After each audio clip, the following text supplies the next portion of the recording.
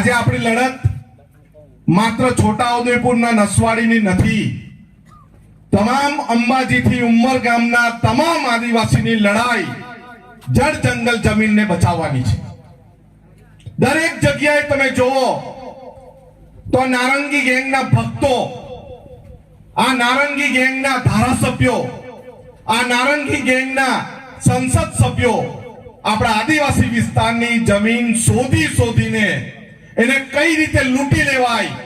એને કઈ રીતે કોઈ એજન્સીને આપી દેવાય, એને કઈ રીતે કોઈ પ્રોજેક્ટમાં નાખી દેવાય, એને કઈ રીતે વેદાંતા જેવી કંપનીઓને આપી દેવાય, એને કઈ રીતે મોટા મોટા અભયારણ્યોમાં આપી દેવાય, એને કઈ રીતે પ્રવાસનના ધામો બનાવાય, એવું કાયમ પેરવી અને ષડયંત્ર રચતી આ ભાજપની સરકાર છે। એટલે મેં ગયા વખતે પણ કીધું છે, અભયસિંહ તડવી જેવા નેતાઓ તમારા ગામમાં આવે એટલે કે ભાઈ તમે જાઓ, અમારે તમારું કોઈ કામ નથી। અમને પિન્ટુભાઈએ કાલે કીધું કે તાલુકા પંચાયતમાં ચૂંટાયેલા, જિલ્લા પંચાયતમાં ચૂંટાયેલા નેતા અને ગ્રામ પંચાયતમાં ચૂંટાયેલા સરપંચો જો જળ જંગલ જમીન બચાવવા માટે આપણી વારે નહીં આવતા હોય ને તો આપણે એવાનું કોઈ કામ નથી। એના ઘરનો ઘેરાવો કરીને કેવો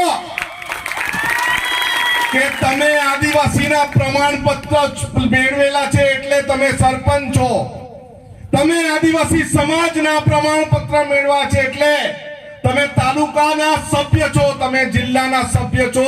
અને તમે ધારાસભ્ય અને સાંસદ છો। કદાચ તમારી પાસે આદિવાસીનું પ્રમાણપત્ર ન હોય ને, ભાજપના લોકો તમને કોઈ પણ મેન્ડેટ આપવાના નથી।